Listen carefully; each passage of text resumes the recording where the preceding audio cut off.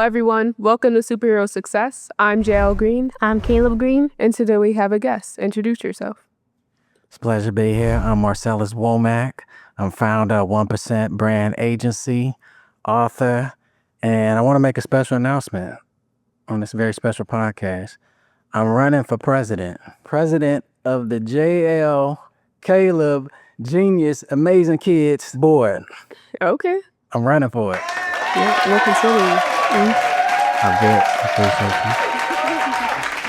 I'm going to keep running too until I get it. Okay. I'm a fan of you all. I'm a fan of the accomplishments that you all have had. Fan of your podcast. And just fan of greatness. So it's an honor to be here. Okay. My first question to you. What's something unique about you that you think everyone should know? Well, I'm known within 1% Brand Agency for successful marketing and creative storytelling. But what people don't know is my backstory to doing that is I was a battle rapper and dropping bars and bringing strategy toe-to-toe with people gave me a creative lyricism that I still use that energy to this day.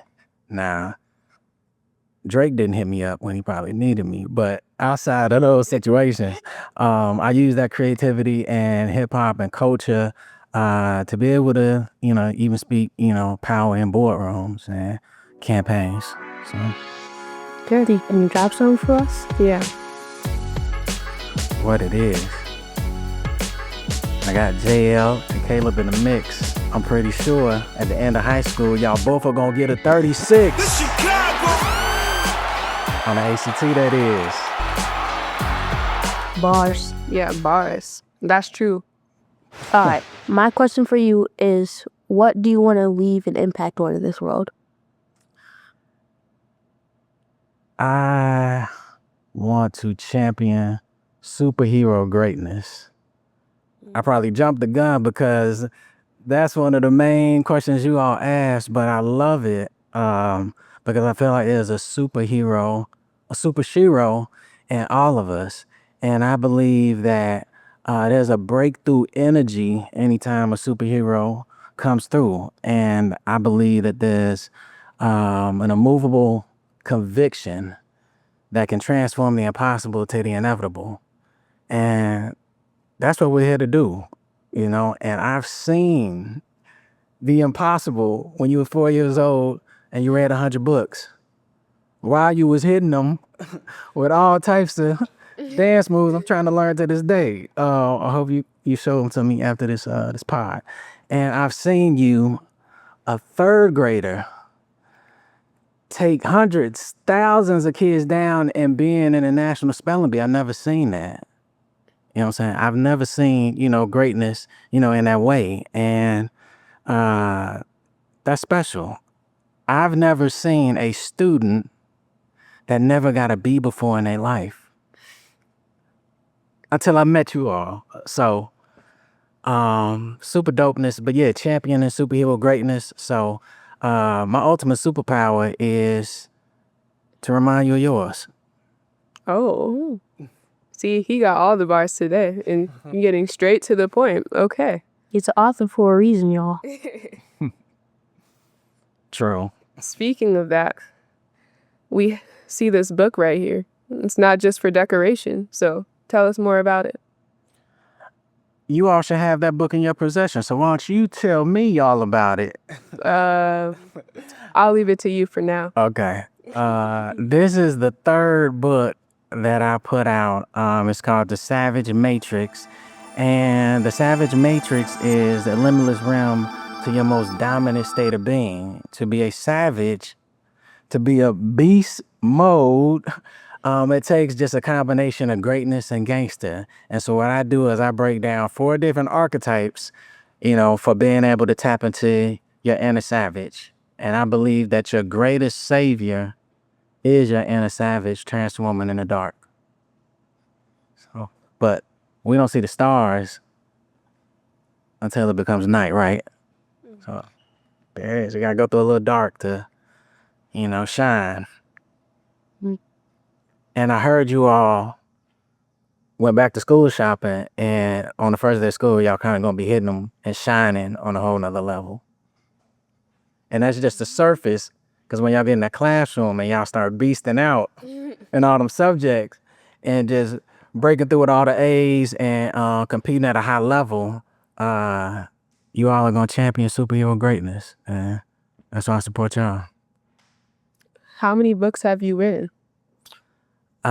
Technically 4, but 3 that I published. So the first one was dear to me. I had a mentor who passed away. His name is Tony Shaw, and I had to process what that meant to me.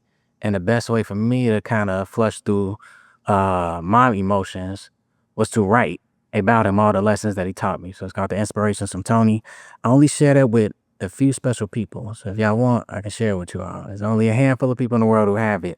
But afterwards, I met a young brother who was a dope boy, and he had served time in prison, came out, and used everything that he was doing in the streets. Me and your dad, we grew up right off 95th Street, south side of Chicago, and as we went off to college, we saw a lot of our friends fall through the traps in some fatal circumstances.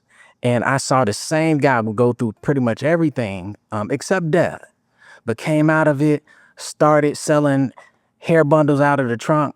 And I said, this brother has a grind, and everything that he learned in the streets from an economic business entrepreneurial standpoint, he applied it. I said, you know what, I'm gonna help him out with marketing, and he grew into a multi-million-dollar business. His name is Chris Freeman, and we wrote a book together called Dope Black Boy, the Rich Black Man, how to channel that hustle ambition into just an empowered state.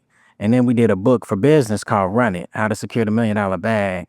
Talked about how he scaled from 3 stores to 14 stores, across the nation. And it led to the most recent, The Savage Matrix. Sure. I have a question for you all. Are you all savages? I think I am. Okay. I mean, I guess. I never Do you described devour myself that way. You compete and devour things, whether it be in the classroom, whether it be on the ice skating rink.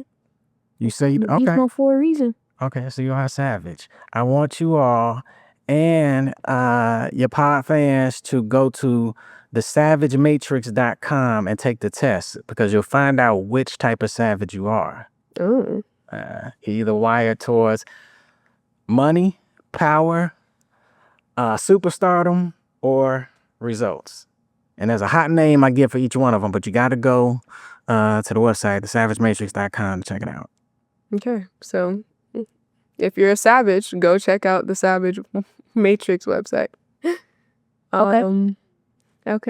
Only if you're savage. If you're not, if you're on some weak mode type stuff instead of beast mode, that ain't the site for you. So only savage is allowed, guys. So is there anyone who inspires you to become who you are? Yeah, my parents for sure, because they taught me that I could do anything I put my mind to. And I learned that you could do anything that you put your mind and your grind to, for sure.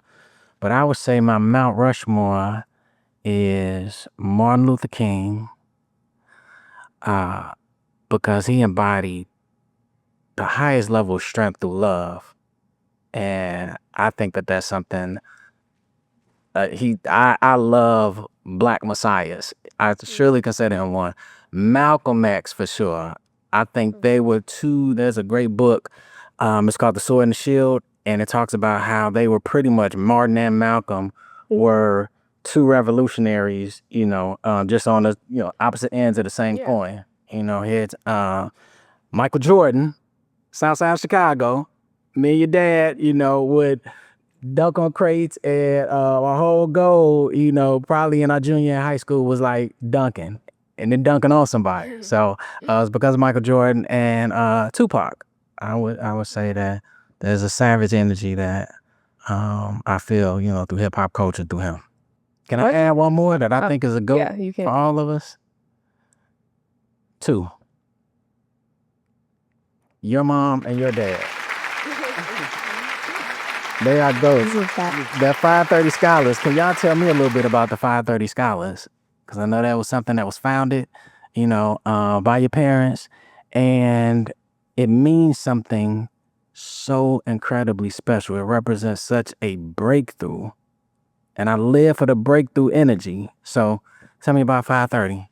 Well, 530 Scholars is a secret mathematician, not a mathematician, mathematician program. Okay. Because the type of things that we do are magical. We aim for top 5% in the world, not just for the city. That's for the state, not the country, in the world. Wow. And 30 on the ACT. And that would be top 5% in the world, and then 30, because I'm going to body the ACT. Okay. That's what's up. Can y'all give me some of y'all 530 genius? And I feel like I could become a mathematician. I think I can. I think if y'all touch me, I promise you, I will do some magic with math. All right, let's see. All right, bam. Bam. Okay, we in there? All right. All right, check this out. Everybody in the world watching this, including you all, think of a number between 1 and 10. Don't say it, just think about it. You got it too? Okay. Double it. Mm. Okay. Add 4. Okay. Okay. Divide it by 2. Okay. Subtract the first number you thought of.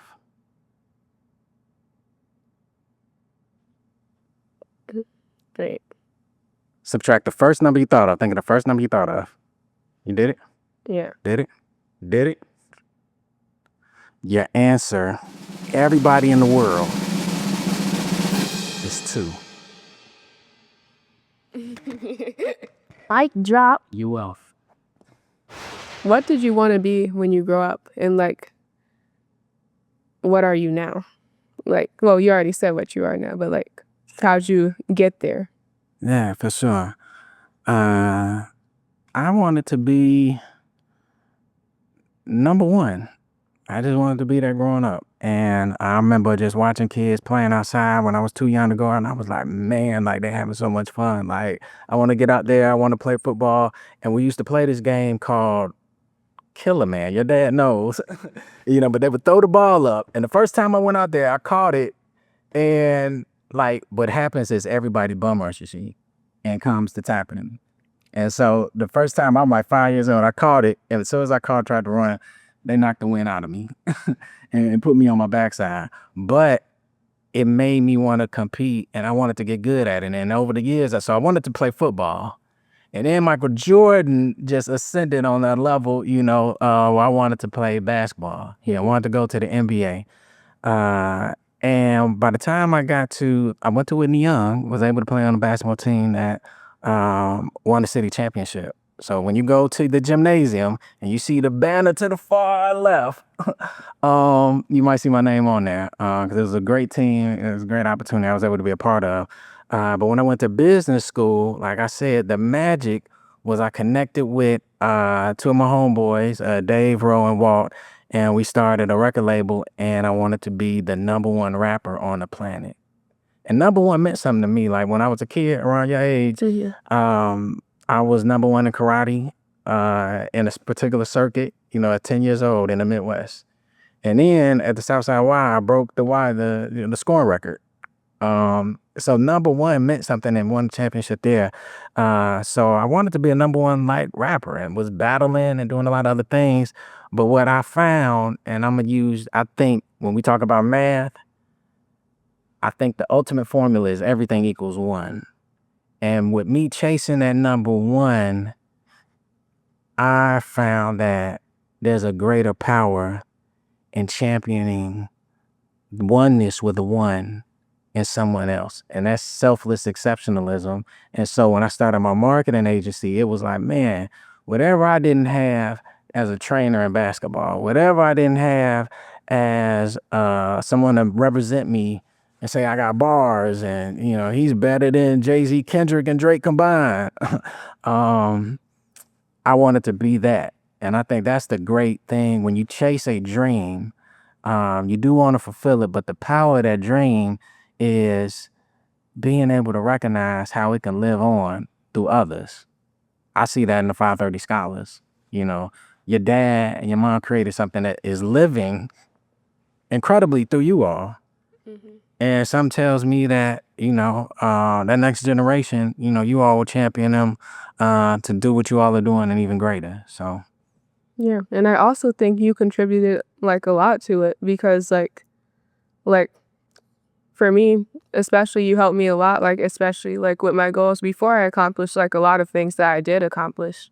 Like you would call me, you would tell me to write down my goals. Like last year you told me to write down my goals for the upcoming school year. And I accomplished all of them. And I think like writing down your goals, like that's like a great way to like keep track of them. So absolutely. I can definitely second that because when it was time for the school spelling bee, and like usually, like in 5th grade, I was like feeling myself. So I was like, I don't really have to practice. And I lost. And I was like sad, right? And like this year, I was like, I have to win. But I couldn't just do it using like the same strategy I used back in 4th grade. So my dad said, call Uncle Sal. And every day for like 2 months, we spelled at least 100 words per night. And I think we averaged closer to 200. You got into a beast mode rhythm where we was doubling that, but for sure. And then I won. So. All right. And you know what that shows? Early on in this pod, I mentioned that part of my superpower is being able to have X-ray superhero vision. So I could see that greatness in you all. Like I see right now, and I'm sure everybody watching sees, you just were King Caleb, the Bud Billiken, but I see someone that's going to be the greatest actor that ever was on film. It's not even a possibility. It's already done. That's what you embody. So Denzel's got a movie that's coming out. By the time this pod comes out, it'll probably already be out. And he is setting the stage for a great legacy. But I think he's about to come and do something on such a higher level. And I get to see that. That's why it's an honor for me to be here. I'm a super fan. When I see the excellence of someone that has never gotten a B before in their life, like I see somebody that's so powerful that I believe are going to take 530 and Black Ivy to a whole other level to create an actual Black Ivy League school, a HBCU on a whole nother level that will be greater than any Ivy League that ever existed. Harvard, MIT, all of them. Like, that's what you have. Like, that's the power that's within you. That's the superhero greatness. And if you want, you surely can win the Winter Olympics and get a gold medal. You are that talented. If you want, you actually can be an astronaut and beat Elon Musk going to Mars. If y'all want, that's how great y'all are. Y'all just got an infinite breakthrough energy in you all. And I see that, and I know they see it too.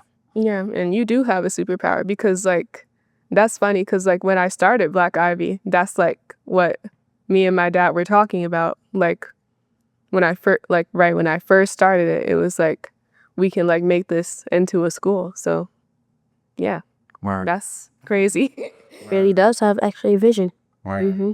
And I gotta shout out your dad, Silas, because he's a best friend of mine. And the lessons that he's teaching you all, he taught me when I didn't even know. So there's a classic story. I had this dirt basketball hoop, in my backyard. And matter of fact, I'm gonna go rewind that even more. We were playing football. First time I ever met him. And he had bigger friends. I had smaller friends. And we were playing at Chicago State. And they obliterated us. They beat the brakes off of us. But I was scoring some touchdowns here and there. But I was so upset that they were beating us so bad that I did a dirty block on your dad. He didn't see it coming. And I tried to hit him with everything their team had hit me with. And when he got up, he was like, and I thought it was about to be some fighting. I was like, man, he deserved to like steal off me. He said, man, good block. And dapped me up. And I was like, I hadn't seen that level of character before. That tightened me up because that showed that somebody can have your back. Even if you might compete, that's your brother. He showed me brotherhood before I even knew his name. And there's one classic experience, a story that we had when in my backyard I had a dirt hoop. We would shoot on it, got to 10 feet, we were able to dunk on it, at one point. But we had this fence. I had a fence in my backyard, and whenever the ball went over the fence, we would kind of hop it, but we would put our hands on it. And one day he was like, man, why are we putting our hands on this fence? We need to just be leaping over it. And I was like, and for like 15 minutes. How tall was it? We were in high school, but we were freshmen. So I might have been shorter than you. Your dad was a little taller. So he might have been, an inch or two taller than you. But for like 10 minutes, he would start and he'd run up and then he wouldn't do it. And then I run up and I didn't do it. And then he just said, man, bump it. Went, took off 2 feet, jumped over the whole fence. And I said, dang. And he didn't come back over. He said, come over, do it. I'm like, man. Went, jumped over, cleared it, got on the other side. We smacked up, but that meant something because he pushed me to do something that I didn't think I could do. Mm-hmm. And so when you all are getting these 30s and 32s and destined to get this 36, as well as all of the other great academic accomplishments that you in a large part of this city are accomplishing now because of this, that just shows greatness. That shows some savage energy that creates a legacy that's to be celebrated. So salute, because with that math magician, y'all got some really good genes going on, to produce that. But just as even greater, you all have a hard work ethic, that's been, instilled within you all so that you all can actually have a moonshot. And yeah, I do think that's like very important, like having someone to push you, because like if you don't have someone to push you, then like you might not push yourself and you might not believe that you can do things that you actually can do. But if you have someone to push you, and it can be yourself, you can push yourself, then that's what can make you try. Facts. I think like it just came naturally because like each night when we were spelling the words, he would be like, do you want to stop here or do you want to do 50 more? And then I was like, let's do 50 more. We did it, and I was like, I'm going to need to spell 10 words in a row in order for us to end this session. I spelled 10 words, came back the next day, and it was like, we like spelled 200 words. I was like, that actually wasn't that bad. And I was like, I want to do 50 more now. So like, even when it's not yourself, if other people push you, you will like gradually start to push yourself. Yeah. That's the power of a tribe, for real. And you all have one, for sure. So I have one final question for you. If you could send a message to the people watching this video right now, what would you say? Because you gave us a lot of great messages during this video. You gave us messages about your book. You gave us messages just about life. So what would you give to the people? Be able to recognize greatness when you're in the presence of it. So these two right here are super great. I would tell everyone watching to follow them, and not just follow on social media and subscribe, definitely subscribe, but follow them because they're going places and they embody something that's going to put a dent in the universe and change this world. Okay. So you've been dropping bars this whole podcast, and you dropped a bar right now.